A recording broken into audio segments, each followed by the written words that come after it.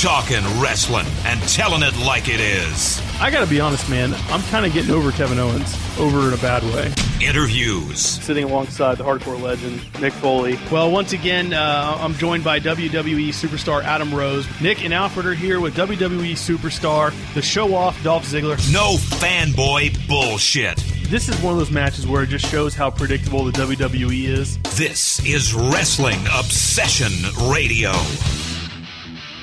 Hey, welcome into another edition of Wrestling Obsession Radio. My name is Nick. This is my podcast. And again, joining me is Alfred. How are you doing, man?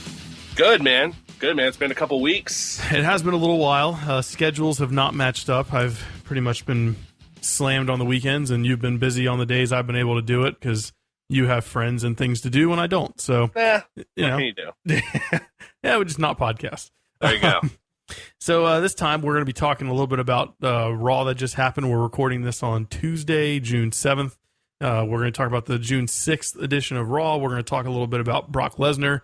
We're going to talk a little Kimbo Slice and the potential for the WWE looking for some female MMA fighters to come into SummerSlam. So let's just kick it off with a quick recap of Monday Night Raw. What did you think? Thought it was better than last week's. We talked a little bit before the show about last week's, how you absolutely hated it. I thought it was all right. And then looking online, talking to some people, thinking, all right, well, maybe it wasn't all right. If we can talk about last week's Raw for a second. Sure. And the more I kept thinking about it, you know, of course, Raw has been going up against the NHL playoffs, the NBA playoffs. NFL is going to be starting up in a couple months. And I'm kind of spoiled to where, you know, my TV living room setup is kind of optimized for football. So I can have, you know, multiple things going on at the same time. But back in the day, if I'm stuck watching one thing, I don't know if I'm watching Raw every Monday night.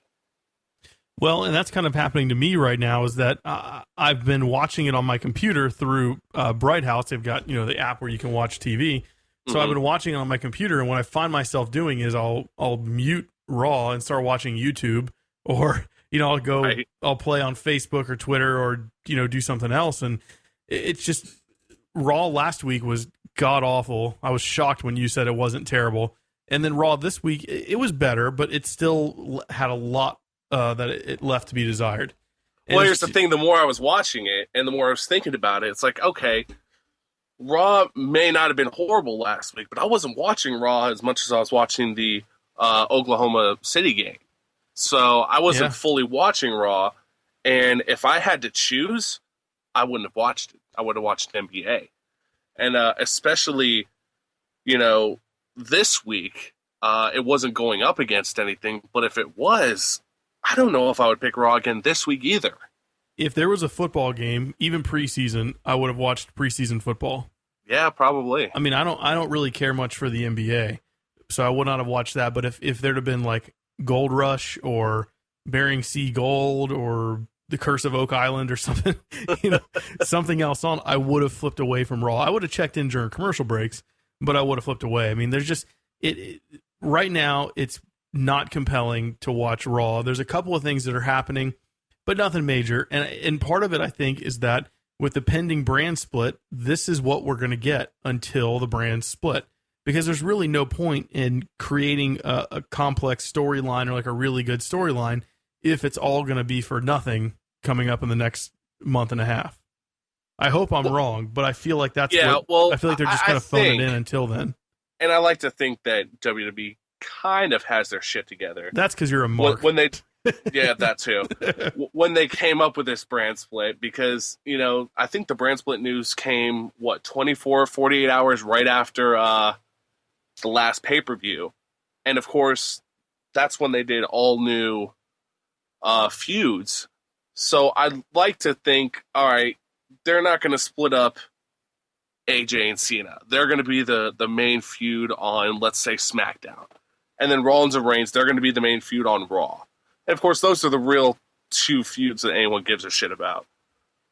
After that, you can split up however you want to. But, you know, it doesn't make sense to kind of insult the viewers by saying, hey, we're going to give you this awesome programming you can watch 3 weeks or 3 hours a week, and then 6 weeks later say, oh, well, sorry, we have the brand extension. They're split up now. Well, and they're kind of teasing that the New Day may split up, and I've been seeing, I mean, there's a rumor, but people talking about possibly splitting up Enzo and Cass and things like that. And I still don't know about this whole brand extension, as they're calling it. They refuse to call it a split, which is what it is. It's a split. I don't know, man. They just, they're not making a compelling reason to stick around and watch SmackDown when they do end up splitting, because right now Raw is so bad. I mean, it's so bad. I don't know what the ratings are. Let me see if they can find the ratings while we're doing this podcast. Yeah, they're probably not good. And to their credit, aside from the inexplicable 3 segments with Teddy Long this week. Oh my God, it was terrible. We didn't get a lot with Rollins and Reigns. I think they each had, a 90-second video package, and that's about it. We had no mention of Shane. So I will say it seems like they are trying something new, and maybe they're trying to see, hey, can we do a 3-hour show and have AJ and Cena be the focus? I still don't understand the whole AJ Cena. I mean, I get it, but I don't really get it. Here's the thing. Okay, look. AJ Styles comes in. He pretty much loses every big match that he's got up to this point. He splits away from the club. Mm-hmm. After they don't help him win the title, he loses the title with the club. He splits away from them, and now they rejoin together to go against John Cena. And all of a sudden, AJ's still talking about how he's the best in the world, and he's got the club there now, and John Cena's talking about how great AJ is, and it's like, dude, you just lost the last. Did you see the Cena promo last night? I did. I thought it went on way too long. Dude? The Cena promo. It was good. Was one of the best promos that Cena has cut in a long time. I agree. It was a good promo. It just went on too long. But you have 3 hours. I know. You have to do it with something. And you're about to have 5 hours.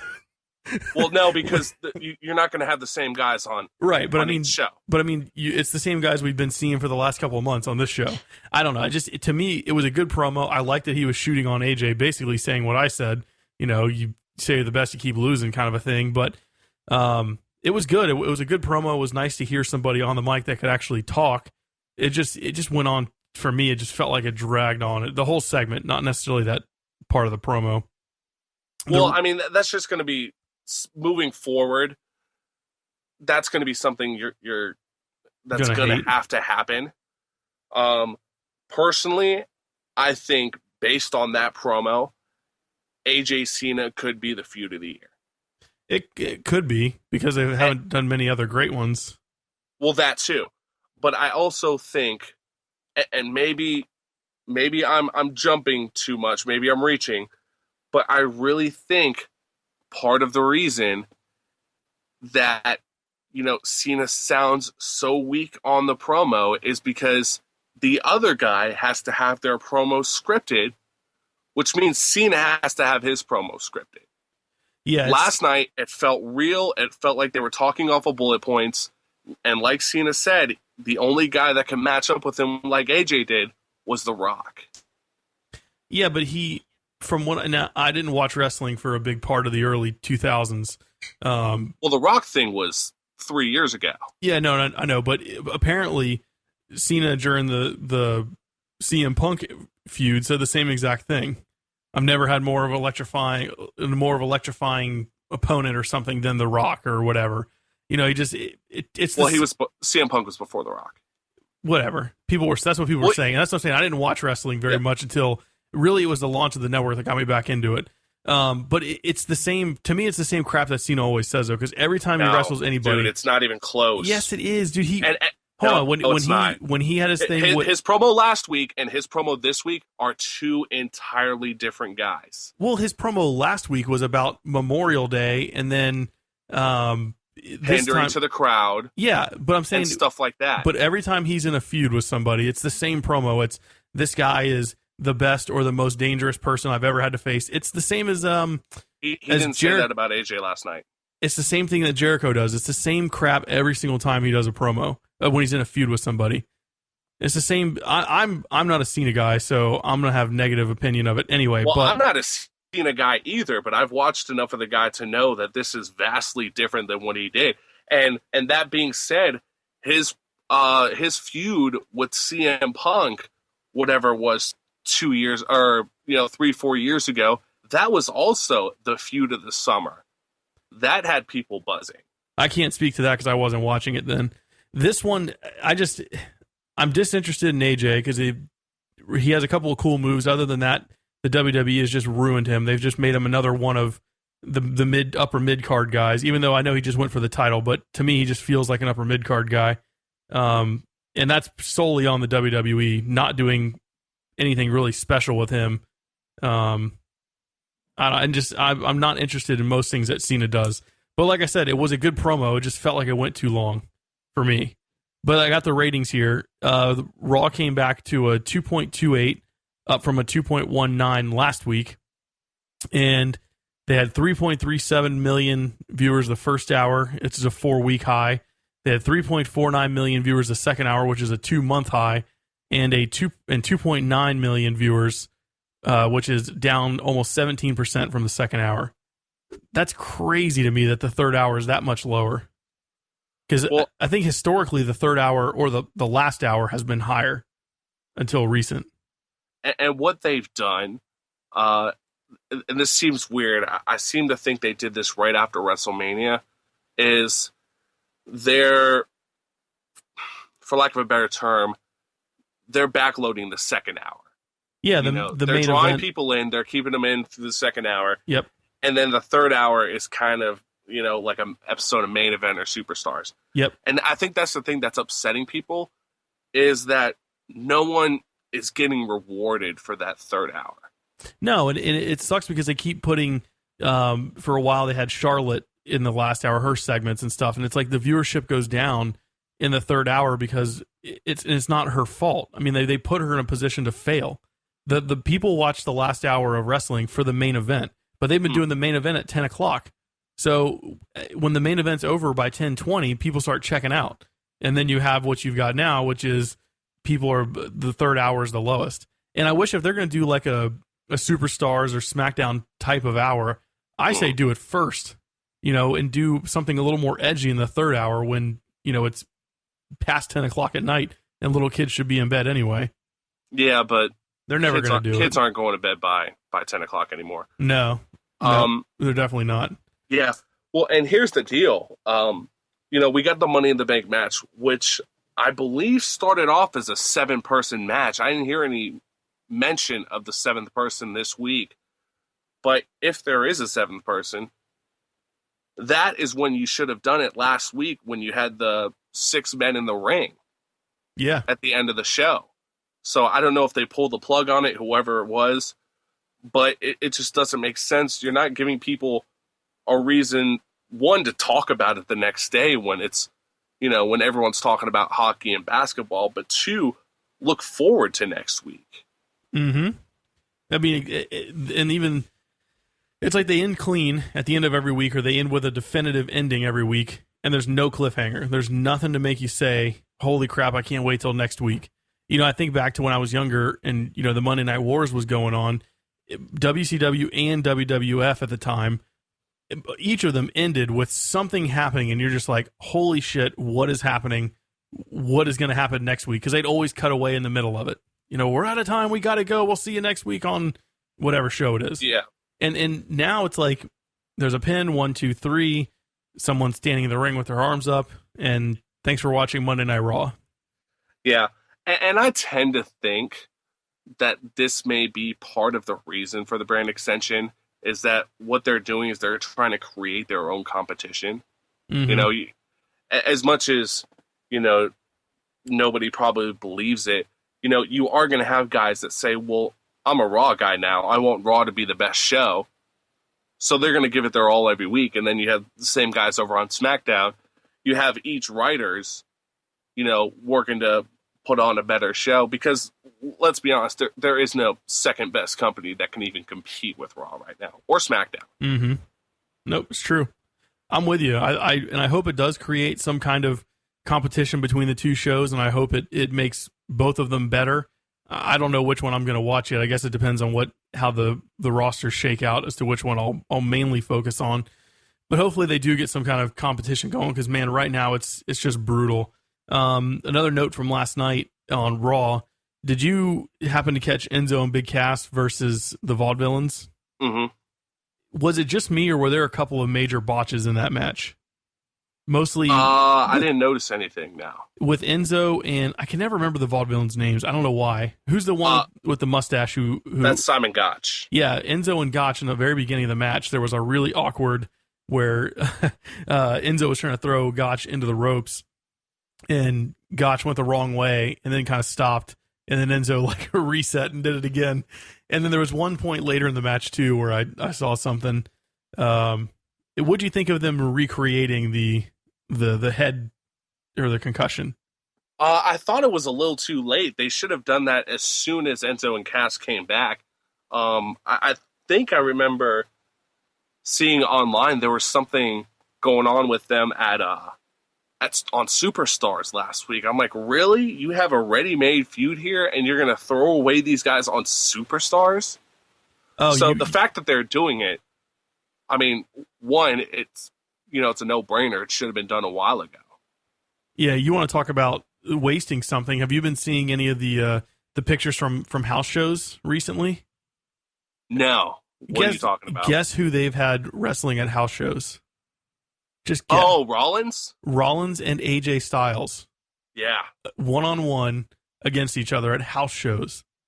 You got to be shitting me. That is a feud I'd love to see. Right. And they're doing it at house shows, not on TV.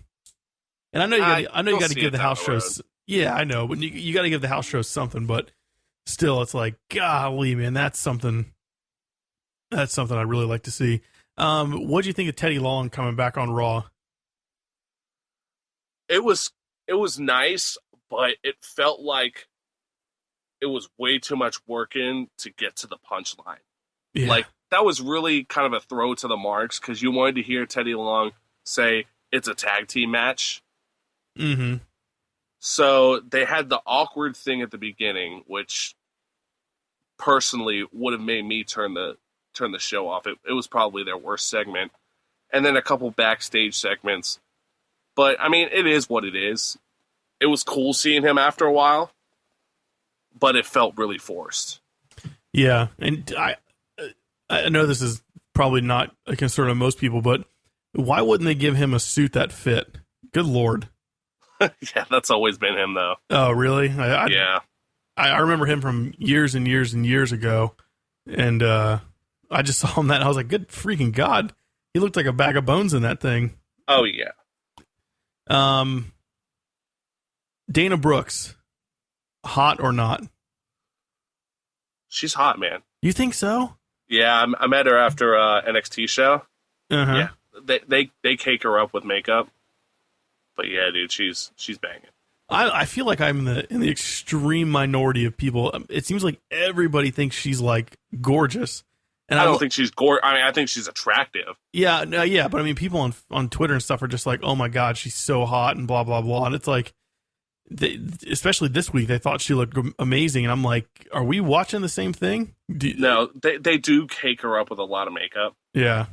Especially once she got to the main roster, I was like, "Oh, okay, cool. Well, I guess we found who got the bimbo gimmick."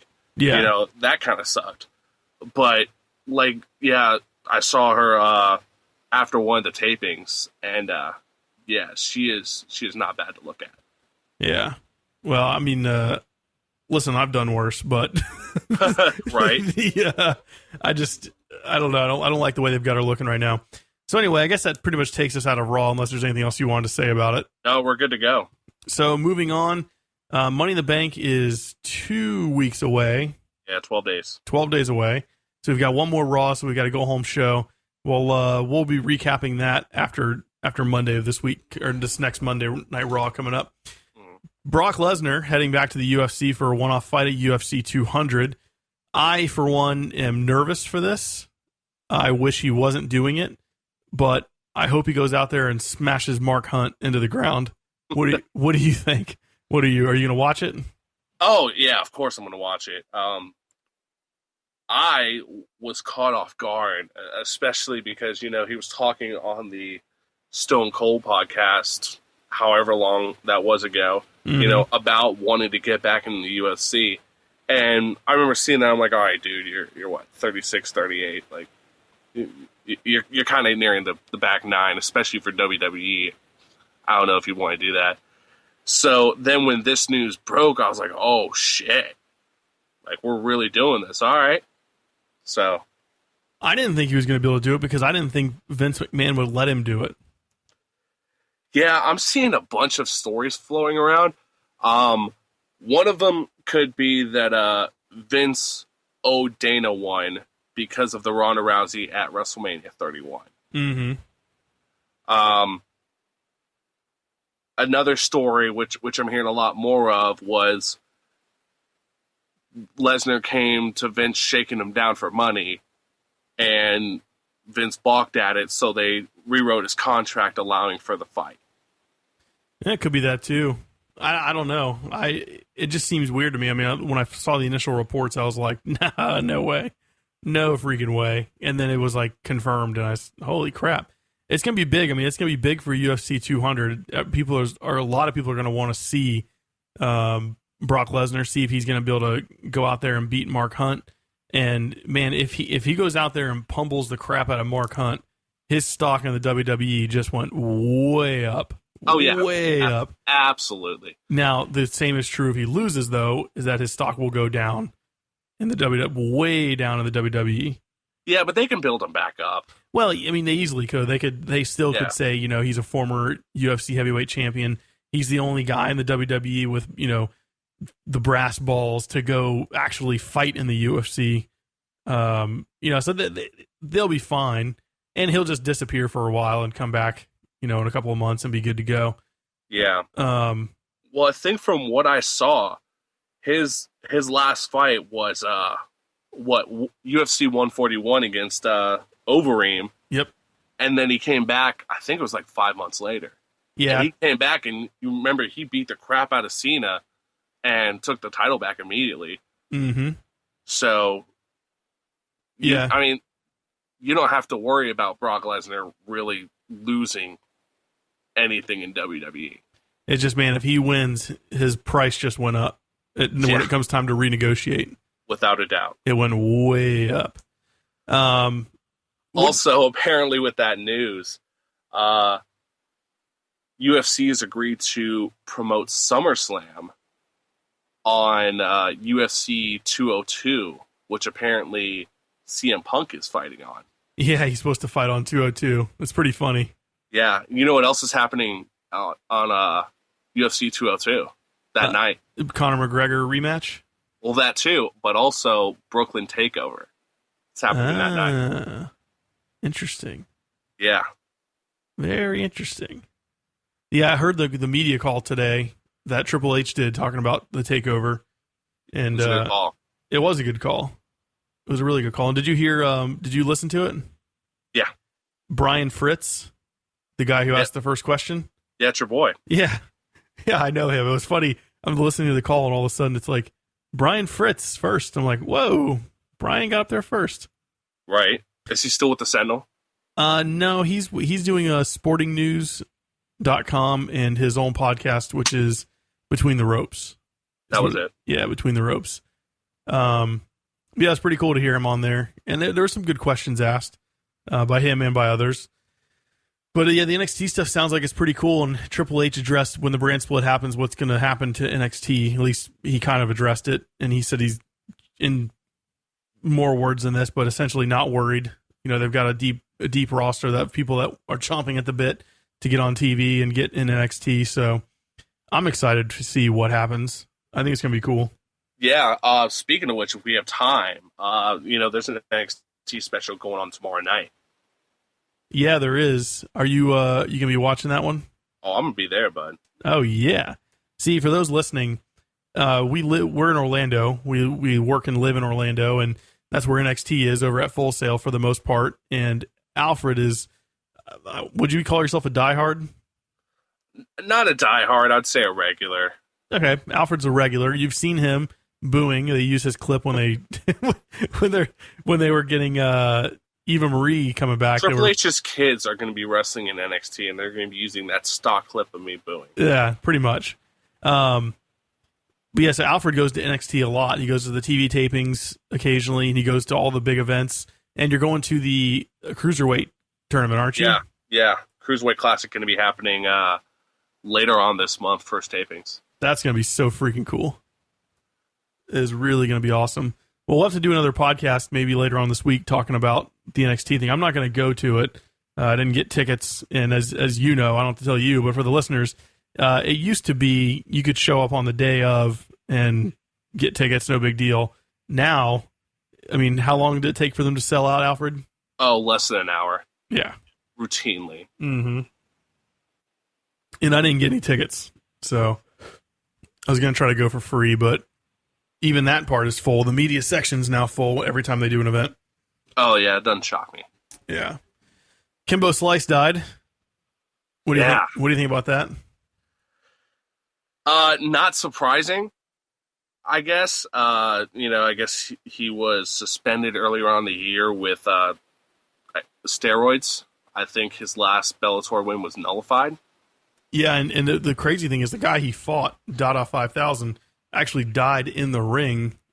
His heart stopped. He was dead. Oh, that's right. Yeah, and he came back, and then he was in the hospital for like a week or something after the fight, pretty much in bad shape. And now here we are a couple months later, and Kimbo Slice, boom, dead. Yeah. And he was really the guy that kind of brought MMA to the mainstream, too. I mean, you think about the Randy Couture's and the Chuck Liddells and, the guys that were real professionals about it. But, the first MMA event to be shown on TV was, what was it, Elite XC or Strikeforce? Was it? Or I thought, well, Elite XC is when he fought against Seth Petrozelli, and it was supposed to be Ken Shamrock was going to be on that card, I think, as well, and Ken versus Frank Shamrock, and then it was supposed to be Kimbo Slice versus somebody. Yeah, he pulled out, and Petrozelli came in. Yeah, and Petrozelli beat him. I don't know if that was before the Ultimate Fighter, the series, and they showed fights on that. I guess it wasn't live. What was the first one on network TV? Because it was on, I think, CBS. Yeah. Yeah, it was a, and I think Mauro Ranallo called that, I think. No. Who was it? Who am I thinking of? Gus Johnson. Gus Johnson. Yeah, he was a former college basketball, college football, NFL guy. He was with with Fox. I'm gonna look it up here and see if they. Wonder if I've got. Oh yeah, here's the fight. And now, ladies and gentlemen in attendance, let's get to the end fans here. joining us. Slice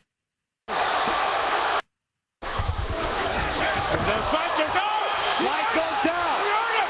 Slice in trouble. Oh my goodness! Slice gets pounded out, and they stop it. Rocky is here.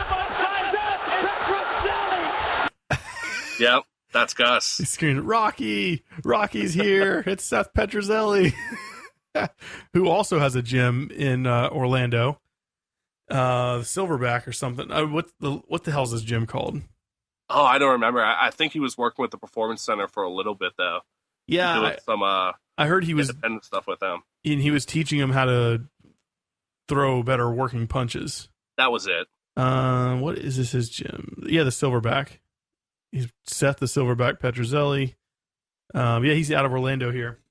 And another interesting fact about Seth Petrozelli is he is married into Mark Marrow's family, the Wild Man, Mark Marrow.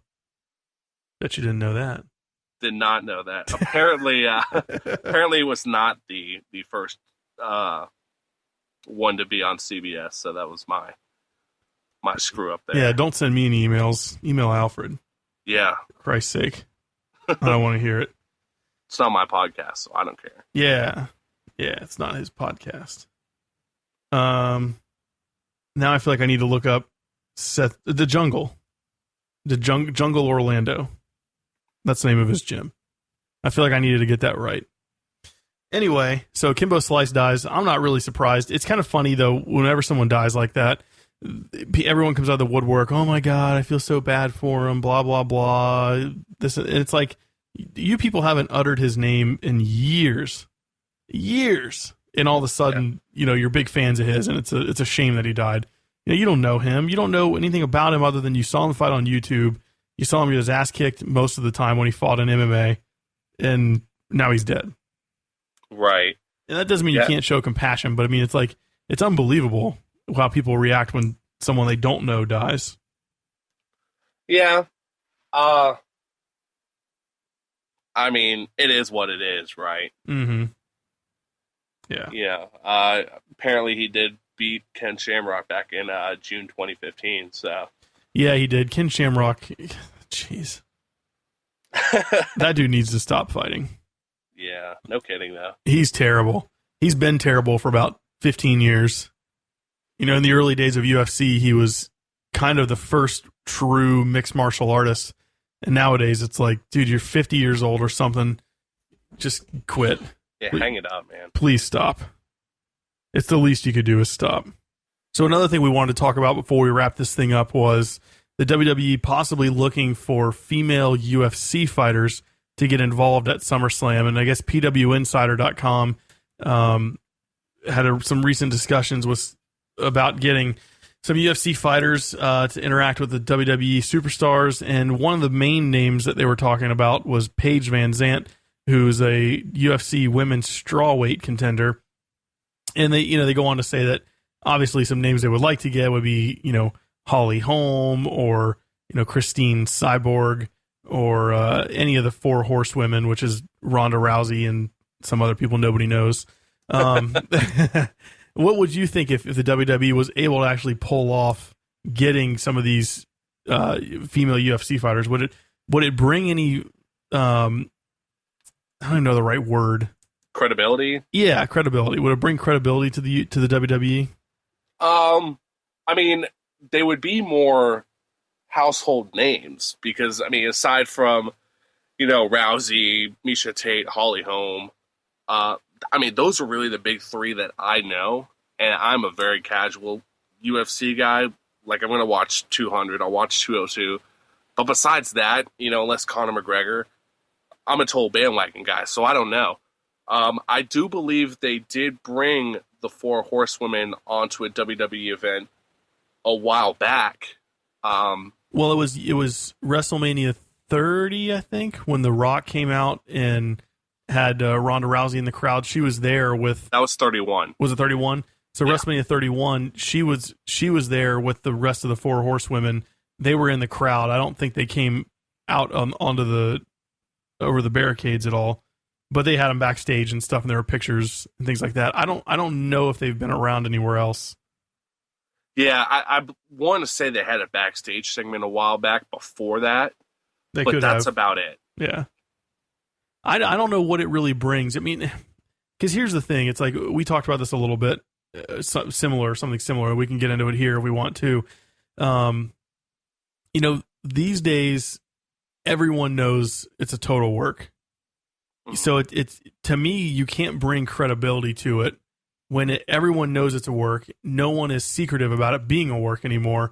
And with the podcast generation that we're in, with Stone Cold and Vince Russo and JR and Disco Inferno, Chris Jericho.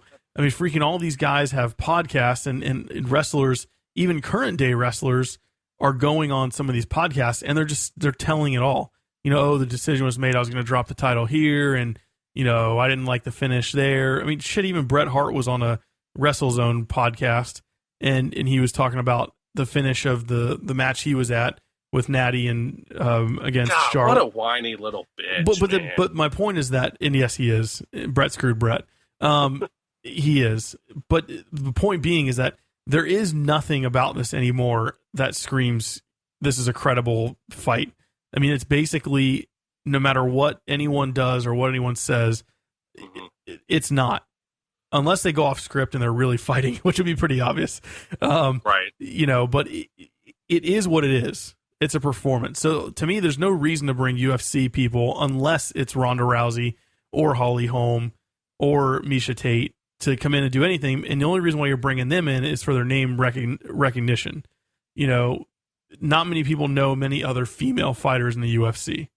So yeah. I don't know why they would do it personally. I'm not opposed to it. I just don't know why they would do it. Why UFC would do it? No, why the WWE would do it. I know why the UFC would do it, because they want they want to expose their brand, and they want to expose their people to a fan base that may not watch. Yeah. Well, I think it feels like UFC is trying to get more and more into, kind of having characters fight. That's why it seems like at every press conference you have, Conor cutting a promo on his guy and, whatever issues he's having with Dana White and stuff like that. So if these guys do go to WWE, you already have somewhat of a legitimizer here, if I'm creating a word, where you could say, well, here are these two, they're, UFC fighters. You don't have to come up with a gimmick for them. You don't have to spend, weeks and weeks building them up. You don't have to send them down to NXT. I mean, you can if you want to, but, you already have kind of a ready-made package. If this was kind of a regular thing, I can see where that would get stale. But, I mean, there's a risk reward on both sides. Yeah. I just, to me, it just doesn't make much sense why you'd bring, if it's not Ronda, Misha, or Holly Holm, I don't think there's any reason to have anyone else come in. I just don't think it adds anything, because nobody knows who they are. Yeah. I mean, I definitely see that point. But, I guess at this point, I'll take any kind of mixing up that they'll do, though. At the same time, if they're going to try something, I'm down for it, because there is literally nothing in the women's division that interests me at all right now. Yeah, but that's more in WWE. Well, that's what I mean. The WWE, there's just nothing about the women's division that interests me. And it is the WWE's fault. They put them in these crappy-ass storylines, and they want to have the Divas Revolution, well, I guess Women's Revolution, and they give them the same, like, oh, you hurt my feelings. Oh, I'm upset because I'm not getting recognition. And then that's the crap that sets them off. I don't know. They just don't get anything good. They get crap. Yeah, well, this Natty storyline needs to die. Oh, it's so terrible. I mean, I'm cool with Dana Brooke being kind of the protege because, Emma got hurt. I think she tore her Achilles or something. So, they just brought Dana Brooke up. They need something for her to do. I'm cool with that.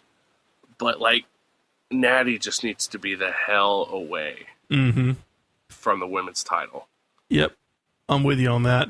And a little bit before we got into this, before we finished up with this topic, I mentioned, we talked a little bit about the exposure of the business and everyone knowing it's kind of a work now. And it reminded me of why we were talking about that earlier. I think last week we were talking about it, and that was the what was the name of those wrestlers who the GIF was flying around on the internet? Ricochet and Will Ospreay. Yes, Ricochet and Ospreay.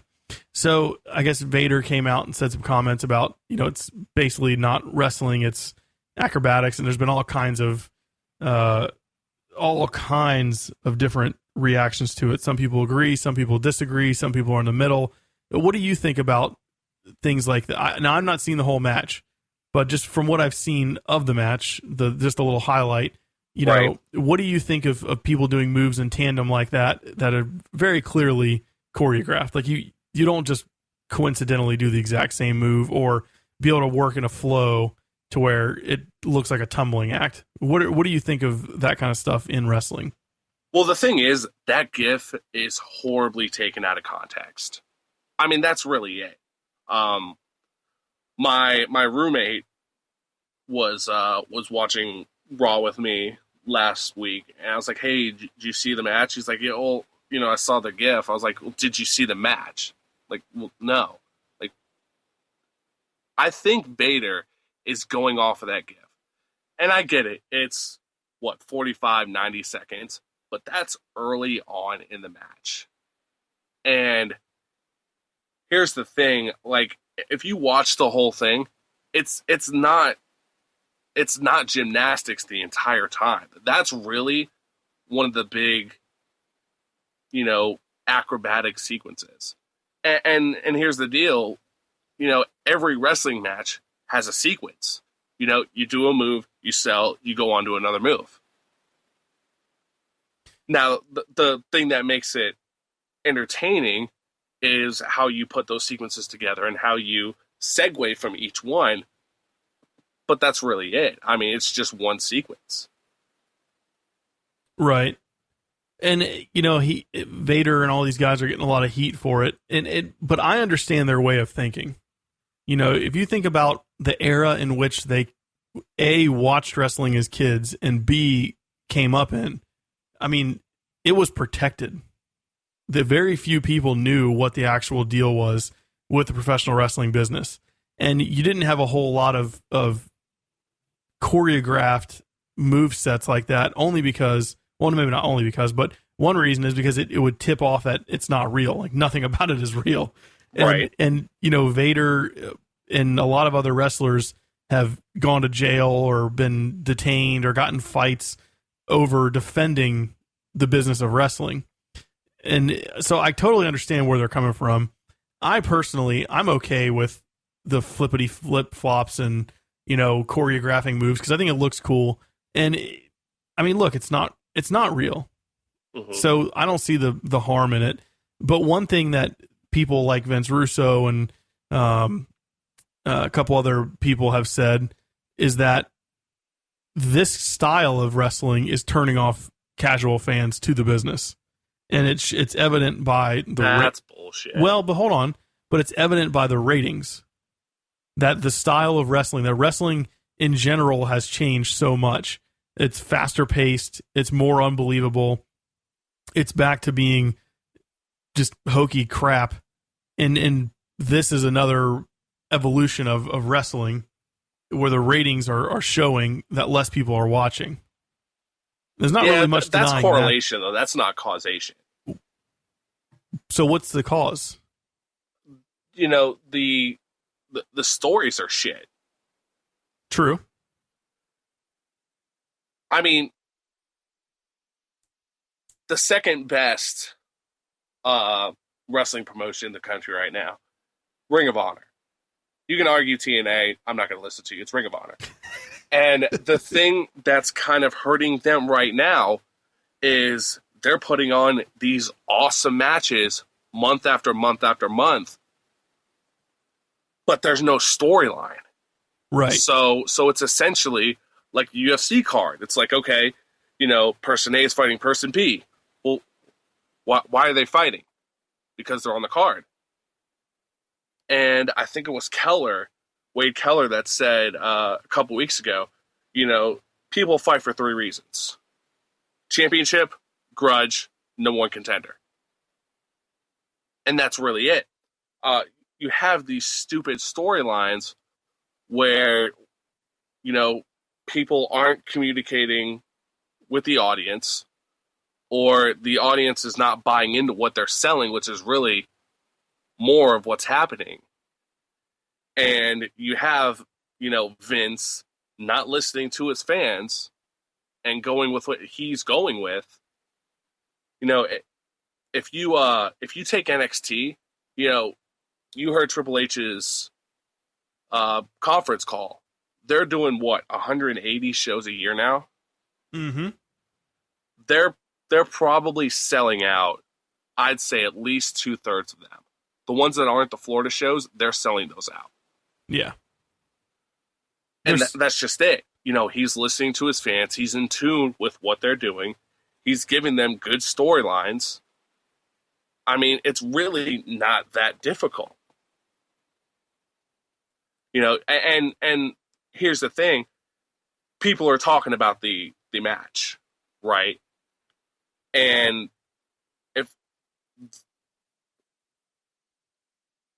if this was all they were talking about,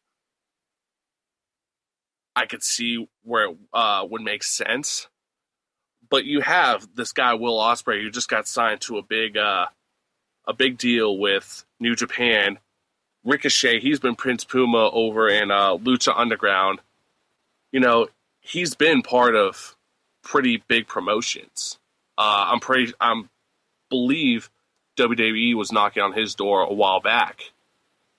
So, I mean, you have to start with the match, but if you're not giving people a reason to even watch the match, then it's worthless. Well, the one thing about that is, the wrestling fan base, that the hardcore fans that care about the match only, that's pretty much who's watching now, with the exception of, I would say probably a small percentage are some casual fans, but for the most part, I mean, the viewership of the WWE has dwindled about as far as it can possibly go, because you've got a lot of hardcore, marks and fans who are in it for the wrestling and don't care about the storyline very much. If you think back to, even 5-6 years ago, the numbers, or 9 or 10 years ago even, and this is after the Monday Night Wars, WCW's gone at this point, the numbers were like 30-40% higher for viewership even back then. But there was more probably more compelling stuff. I wasn't watching then, so I don't know, but I'm guessing there was more compelling stuff than there is right now, because just in the last 2.5-3 years of me watching wrestling, it's gotten way worse over the last 2 or 3 years. So you think the wrestling itself has gotten worse? No. The wrestling is fine. The storylines, the content around the matches has gotten worse. Oh, absolutely. And I think that's what's hurting, the business. A lot of people say, "Oh, wrestling it's wrestling." You got Seth Rollins, who's amazing. You got Dean Ambrose, who's good. You've got John Cena's still there. You've got Roman Reigns that people like. You've got all these wrestlers. It's great.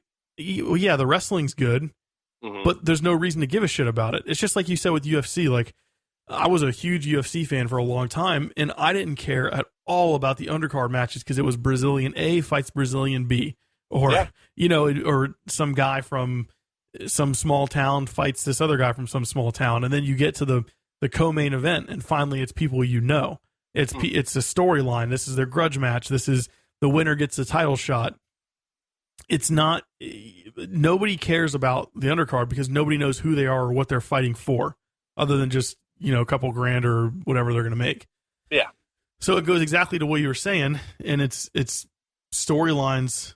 Storylines have definitely hurt over the last number of years. Right. And another thing is that matches that don't mean anything. I know wins and losses don't really matter because it's fake, frankly. But, I mean, if you're going to have the champions have non-title fights or matches, I hate when people call them fights. If you're going to have the champion have non-title matches and they're going to lose 3 out of 5 of those non-title matches, why are they still the champions? Yeah.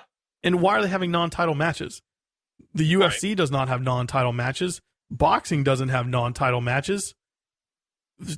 NFL doesn't have pretend games that don't matter other than preseason. NBA, outside of preseason, they don't have pretend games that don't matter. I mean, it's like, what's the point? Well, I mean, that's the thing. Vader wouldn't be as big a deal as he was if he just came in, did his flippy shit, and then left. Vader was a character. Right. He was the kind of guy who would, he'd be on these late night shows. I mean, the dude had a cameo on Boy Meets World.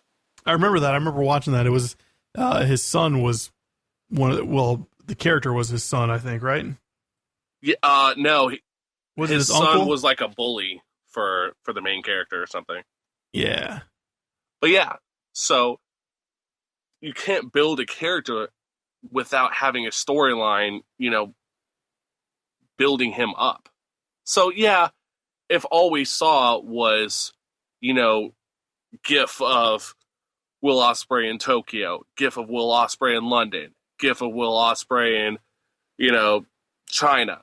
Okay, that's where you can say, how come we aren't seeing anything of substance from this guy. But really, we're talking about one segment of one match. Mm-hmm. So that's where it's hard for me to buy some of these arguments. Yeah, I think it's a lot of the people, like the argument that a lot of people are making is that typically they're people who came up in the 80s and early 90s, is that it's not wrestling when you're doing that kind of choreographed stuff. Call it something else because it's not wrestling. Like sports entertainment? Yeah, but they still call it wrestling. Well, fucking don't call it wrestling then. That's what they're saying. Yeah. And the thing is, like, I've never seen on Twitter not one person say that was a great sports entertainment match. You know what I mean? Like, the WWE can call it whatever they want. People still call it wrestling. And I think that's where these old timers and traditionalists get their panties in a wad. I personally don't care because I like the flippy stuff. Yeah, I don't care either. But, you know, the way the landscape is now is different than it was back then. Because right. You don't have this, you know, back then it was territories. So literally the only time you would see Vader is when he came to your town and, you know, fought in the high school gymnasium. And not only that, they could completely lie about everything about the person. Yeah. Look at Goldberg. When he first came in, they didn't know who he was. They didn't know his name. It took a couple of weeks for them to finally say, oh, he was a football player and this and that. And then all of a sudden he's 73-0 and like on like his third week on TV. You know, right. Nowadays, if you say Baron Corbin, just for instance, okay. He comes up from NXT. In NXT, he's Baron Corbin. He comes to the WWE. They change his name, give him a whole new gimmick, and act like no one knows where he came from. Well, someone's just going to Google the guy. That's all they're going to do. They're going to be in the arena while he's wrestling, Googling who is blank, and it's going to come up Baron Corbin, wrestled NXT for this many years. This is his moveset. This is his big feud. I mean, like, the day and age has changed. Yeah. It's the information age.